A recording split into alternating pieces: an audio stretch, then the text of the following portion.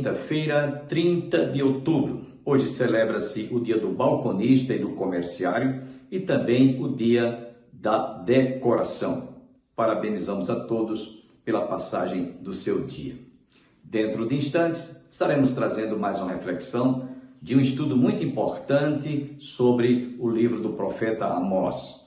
Você também ainda ouvirá ao término deste programa o cantor João Alexandre interpretando uma música de oração intercessória pelo nosso país.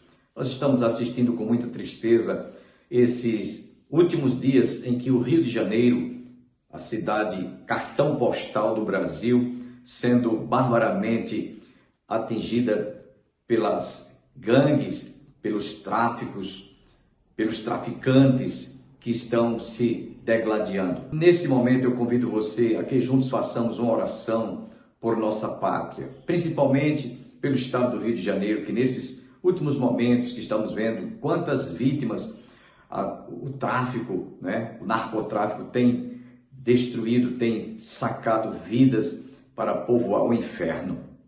Então vamos orar nesse instante. Pai, em nome de Jesus, o teu amado Filho, pedimos-te que o Senhor possa repreender todas as forças, todas as potestades do mal, todos os dardos inflamados do maligno, o qual veio para matar, roubar e destruir.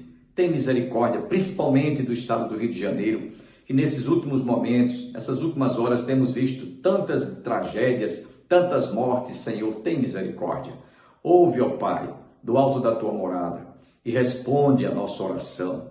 A tua palavra nos diz que a oração do justo pode muito em seus efeitos. Portanto, te pedimos em nome de Jesus mais uma vez, em nome de Jesus, o teu amado Filho, repreenda, Senhor, todo esse espírito de mortandade na cidade do Rio de Janeiro. Abençoa o nosso país, abençoa a nação, tem misericórdia, ó Pai.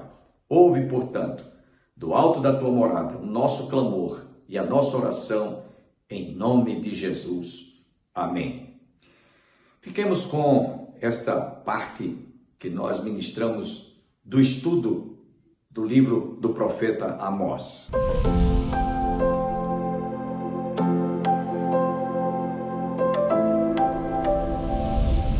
Capítulo 7 de Amós, versículos 4 a 6. São 3 versículos apenas. Isto me mostrou o Senhor Deus.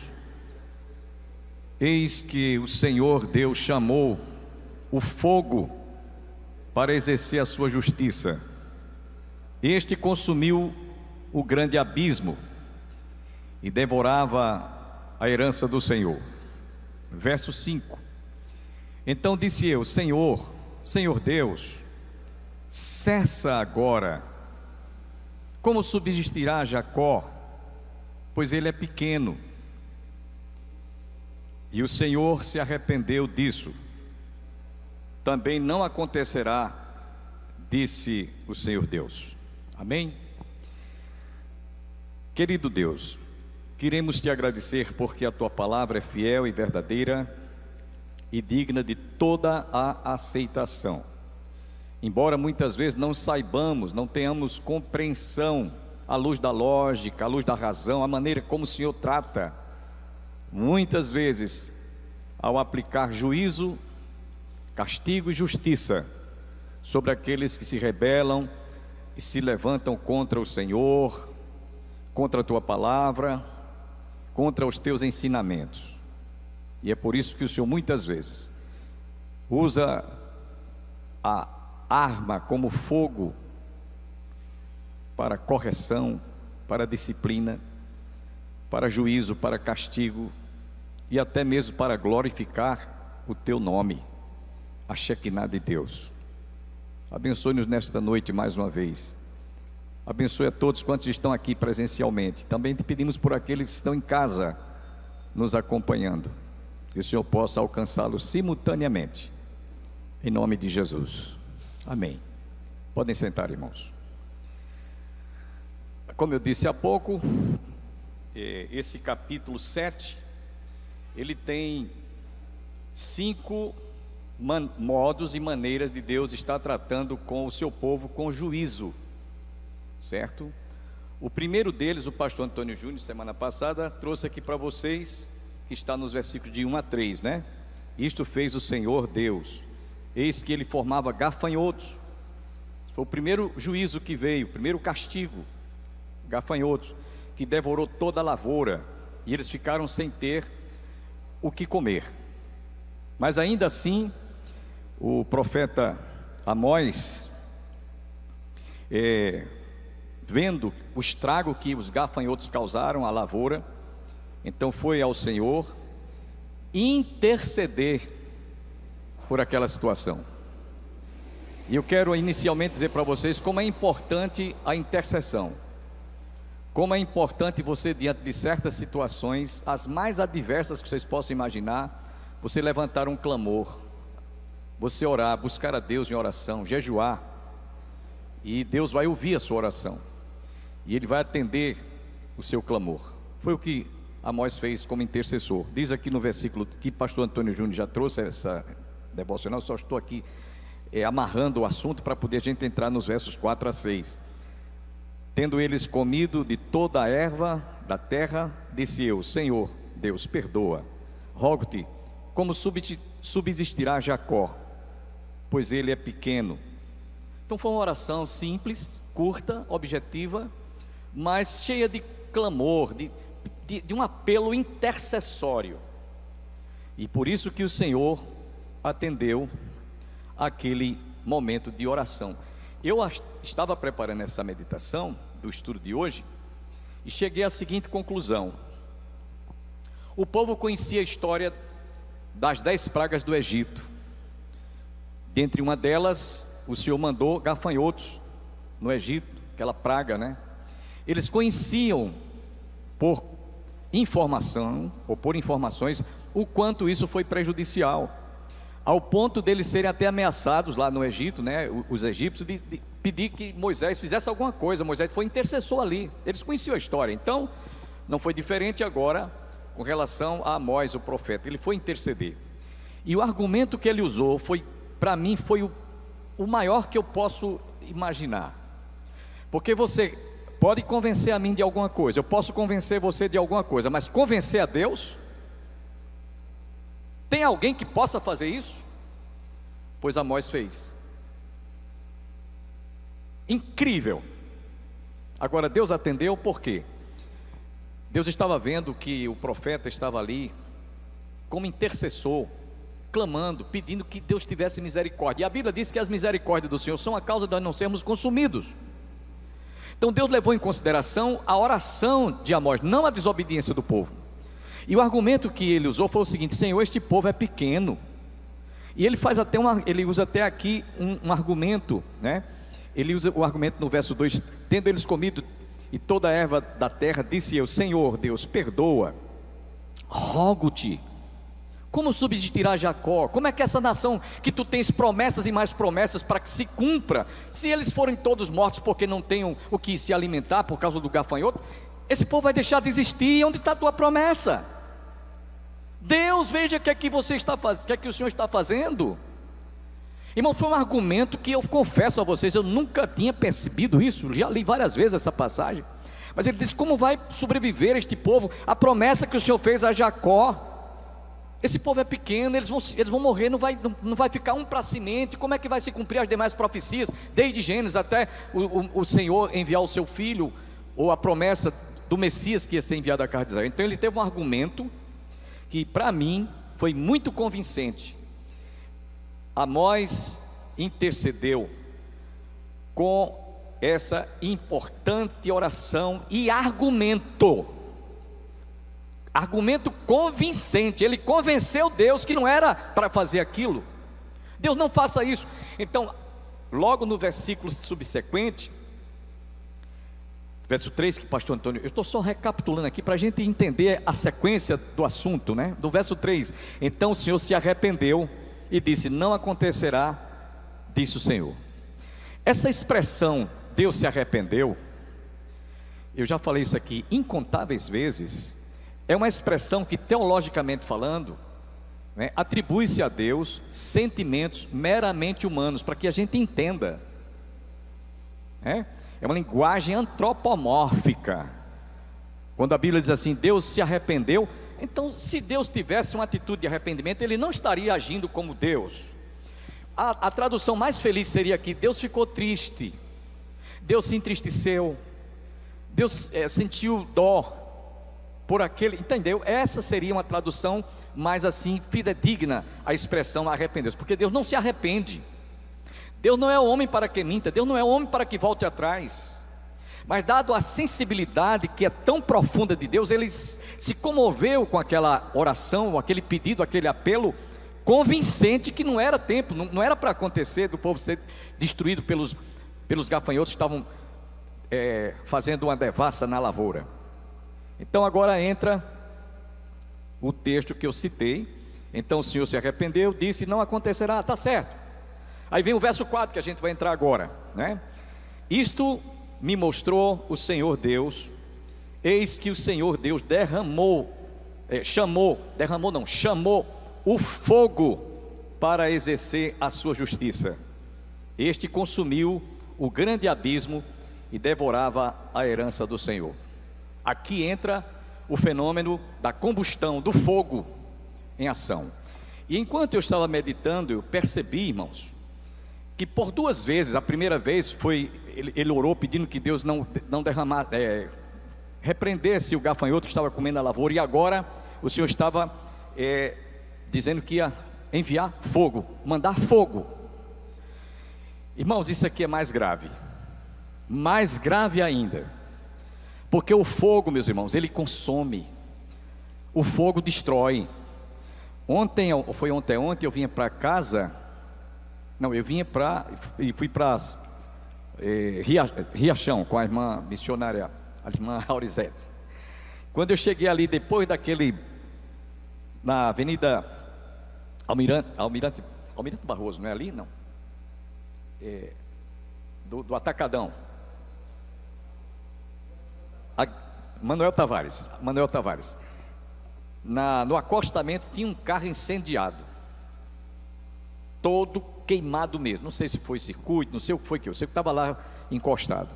Então o fogo destrói, e Deus agora estava dizendo, através de Amós, que ia mandar fogo, ia dar ordem para que o fogo viesse consumir, não só toda a lavoura, não só, mais grave ainda, inclusive até a própria água ia ser também alcançada pela temperatura do fogo. Então, essa visão aqui, ela fala de um aspecto de castigo, de juízo final, que vai acontecer na sua plenitude, não é? Isto no dia após o dia do julgamento final. Então, ele não teve outra alternativa senão orar e clamar mais uma vez a Deus para que poupasse a nação. Outra vez ele convenceu a Deus.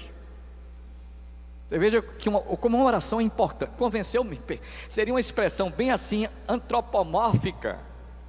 antropomoficamente falando, que ninguém no sentido de convencer, mas é uma força de expressão que eu estou usando para vocês verem como a oração de intercessão do profeta Amós foi importante, sensibilizou o coração de Deus, falou ao coração dele ao ponto dele chegar e dizer no verso, depois que ele fez isto me mostrou o Senhor Deus, verso 4, eis que o Senhor Deus chamou o fogo para exercer a sua justiça, este consumiu o grande abismo e devorava a herança do Senhor. Então verso 5, então disse eu, Senhor Deus, cessa agora, como subsistirá Jacó, pois ele é pequeno.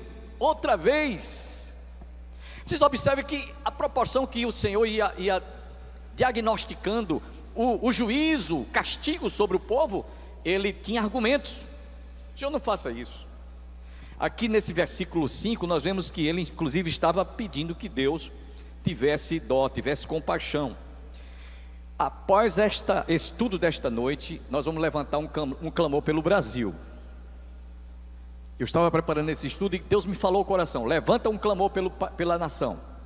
Nós estamos vivendo um momento, não vou dizer semelhante ao daqueles dias, quando Israel estava sendo, por castigo divino, por repreensão, por disciplina, não é? recebendo aquela ameaça de ser destruída. Não pense que é diferente o Brasil hoje. Estamos vivendo um momento crítico. Desde que eu passei a existir e me entender de gente, nós estamos vivendo no verdadeiro caos. É uma calamidade a que o país está passando, lamentavelmente, sobre todos os aspectos.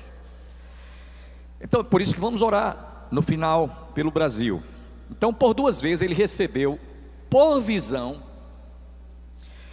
o iminente castigo em forma de juízo, e ele não teve outra alternativa senão orar e clamar a Deus para que poupasse a nação. E Deus ouviu, e Deus atendeu, e Deus, eu não vou usar que ele voltou atrás, mas Deus se sensibilizou por aquela oração de intercessão. Meus irmãos, eu queria aproveitar aqui um momento e dizer para vocês que como é importante a oração dos justos. Lá na carta de Tiago, capítulo 5, verso 16, a parte C, e os versículos 17 e 18 de Tiago, diz que a oração do justo pode muito por seus efeitos, por sua eficácia. Então ele cita nos versos 17 e 18 que Elias era um homem sujeito às mesmas fraquezas que nós, e orou para que não chovesse. Por 3 anos e 6 meses não choveu, depois orou para que chovesse, e Deus mandou chuva. Então a oração pode muito por sua eficácia. A oração, irmã Edith, pode muito por seus efeitos. A irmã está lutando com a enfermidade do seu filho, mas Deus pode fazer. Vamos continuar orando, vamos continuar clamando, não vamos baixar a cabeça. Deus sabe o que é que está fazendo. Estou citando esse exemplo porque é uma pessoa bem próxima que está realmente na UTI há quase 2 meses, né? Já 3 meses. Mas Deus é poderoso para fazer com que aquele jovem saia desse quadro clínico. Então, Amós orou aqui nesse versículo que eu acabei de ler. Primeiro foi pedindo perdão, né? E Deus respondeu e atendeu. Ele, podíamos dizer, como eu falei há pouco, numa linguagem antropomórfica, ele convenceu a Deus de não fazer isso. E nós vamos encontrar muitas passagens no Velho Testamento onde Deus ouviu a oração, o clamor, e ele mudou a situação. Por exemplo, quando vamos encontrar lá no livro de Jeremias, no capítulo 18, versículos 5 a 10, ele falando que se um ímpio ouvir a palavra e se arrepender, o juízo que estava para vir sobre ele não virá. E ele fala isso, e ele cita inclusive mandando Jeremias ir descer à casa do oleiro, no verso 18, vai à casa do oleiro, vê lá como ele está trabalhando com o barro. Se o barro que ele está formando um jarro, um vaso, trincar, ele quebra de novo, machuca e faz de novo. Então ele faz com que as coisas aconteçam sem que você talvez nem imagine que fosse daquela maneira. Através do juízo, através de um castigo, ele vai mover, ele vai mexer, ele vai machucar o barro para poder dar uma forma diferente. Nós vamos ver também que no livro de Joel, capítulo 2, versos 13 e 14, diz lá o texto que o Senhor disse através do profeta: rasgai os vossos corações e não as vossas vestes.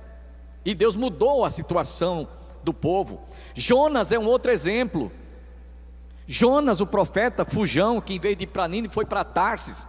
Deus então levou ele, que não queria ir, no ventre de um enorme peixe. Chegou lá, Jonas em 3 dias levou a mensagem e os ninivitas se arrependeram. E lá no final, ele estava sentado debaixo de uma árvore, e de repente o sol causticante, aquela região é uma região muito quente. Agora mesmo, quando a gente esteve em Israel, tivemos em Massada com 43 graus centígrados, quente.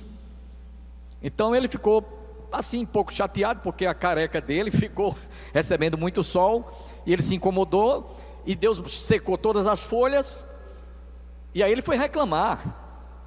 Eu sabia que o Senhor não ia destruir, porque Deus poupou a cidade os ninivitas, e aí estava reclamando por causa de uma árvore que as folhas caíram. Aí Deus disse assim: foi você que plantou? Qual o trabalho que você teve para... Você está reclamando? Você achava que eu não poderia ter misericórdia desse povo, onde existe 120 mil pessoas que não sabem distinguir a mão esquerda da mão direita? Está falando de crianças que não sabem a idade de certas crianças, que não sabem distinguir a mão direita da esquerda. Então Deus mudou e reverteu aquele quadro.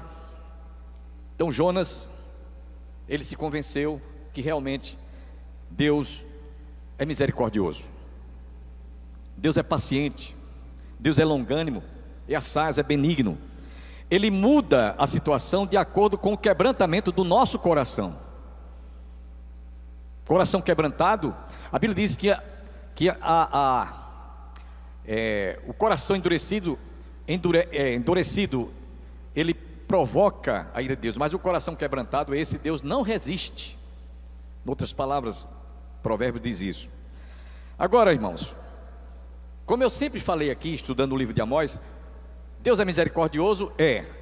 Deus é amor? É. Mas não subestime a bondade, a benevolência, a misericórdia, o amor de Deus e as suas misericórdias. Não subestime, porque isso é provocar a ira de Deus. Não faça isso. Então Amós, nessa segunda vez, ele pede que Deus retenha a sua mão para não castigar o povo com fogo. E Deus ouviu e atendeu.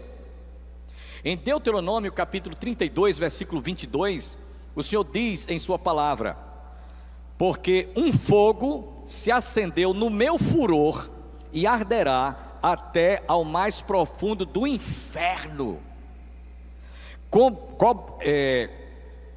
consumirá a terra e as suas messes e abrasará os fundamentos dos montes. É Deus que está dizendo isso aqui. Aí, pastor, como é que Deus então aqui, usar outra vez a linguagem antropomórfica, se arrependeu, não mudou aquilo que ia aplicar ao povo? Porque houve oração, houve intercessão, houve clamor, houve um reconhecimento por parte do profeta Amós intercedendo pelo povo. Porque inclusive quando um profeta abria a boca para falar a Deus, era em defesa do povo. E quando Deus usava a boca do profeta para falar ao povo, era Deus falando ao povo o que ia acontecer. Então o profeta no Velho Testamento, ele fazia essa dupla função. Quando ele orava, intercedia pelo povo. Era como se ele tivesse representando o povo todinho. Então Deus ouvia e atendia. Quando Deus tinha um castigo para falar, um juízo, alguma fala dura, então o profeta era usado para que o povo se arrependesse e corrigisse. Que não foi o caso aqui, o povo não se arrependeu, mas quando Amós orou, clamou, Deus então ouviu a sua voz. Lá no livro de Isaías, capítulo 66, versículo 15 e 16, diz: porque eis que o Senhor virá em fogo, virá em fogo, e os seus carros como um torvelinho, a sua ira em furor, e a sua repreensão em chama de fogo, porque com fogo e com a sua espada entrará o Senhor em juízo com toda a carne, e serão muitos os mortos da parte do Senhor. Então você vai encontrar algumas situações, tanto no Velho Testamento, como vamos ver logo mais no Novo Testamento, Deus usando a combustão, o fogo, como juízo, como castigo sobre aqueles que se rebelam e desobedecem a sua palavra. Aí alguém poderia até imaginar: por que o fogo será usado como forma de castigar ou trazer juízo eterno? Qual é a finalidade? Por quê? Deus não podia usar outro instrumento para realmente o povo? Irmãos, observe uma coisa que eu vou dizer para vocês. No Novo Testamento, Paulo escrevendo na carta aos Romanos, capítulo 12, ele afirma: não te deixe vencer com o mal, mas vence o mal com o bem. Se teu inimigo tiver fome, dá-lhe de comer; se tiver sede, dá-lhe de beber, porque fazendo isso, amontoarás brasas de fogo sobre a sua cabeça. Irmãos, quem sofreu uma queimadura, seja qual for o grau, qual é a sensação que você vai ter? Hein? Arder. Vai criar uma bolha, vai arder, você vai sentir aquele fogo entranhado na sua... surge logo uma bolha, fica ardendo. Irmãos, Paulo diz lá que o fogo, dentre uma das condições que ele deixa como efeito, é deixar esquentar, deixar a coisa ficar quente, quente mesmo. E aí, esse fogo que Deus fala aqui, pode, simbolicamente falando, também representar, e nós vamos ver que aqui era físico mesmo, mas pode também simbolizar, que era arder a consciência. Porque suponhamos que o diácono Josenildo me faça o mal, e eu retribuo com o bem, ele vai ficar com a consciência dele ardendo. Puxa vida, eu fiz o mal a pastor Bosco, mas ele me retribuiu de uma maneira que eu estou até com vergonha de encará-lo. Eu estou morto de vergonha, porque ele não merecia ter esse tratamento que ele me deu, em detrimento do que eu fiz contra ele. A consciência vai arder, é como brasa. Por isso que Paulo escrevendo aos Romanos. Então, dentre os aspectos de ser fogo mesmo, para consumir mesmo, fogo que tem combustão, também tem esse aspecto de consciência arder. Agradecemos a sua teleaudiência, esperamos nos reencontrarmos amanhã, se Deus assim nos permitir. Shalom, a paz do Senhor.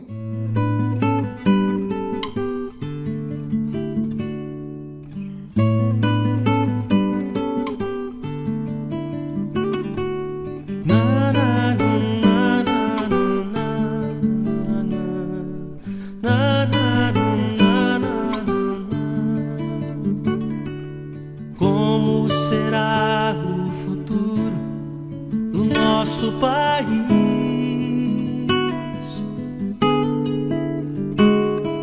Surge a pergunta no olhar e na alma do povo. Cada vez mais cresce a fome nas ruas, nos morros. Cada vez menos dinheiro para sobreviver.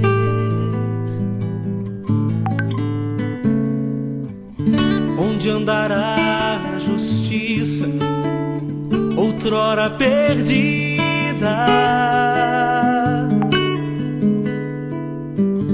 Some a resposta na voz e na vez de quem manda. Homens com tanto poder e nenhum coração.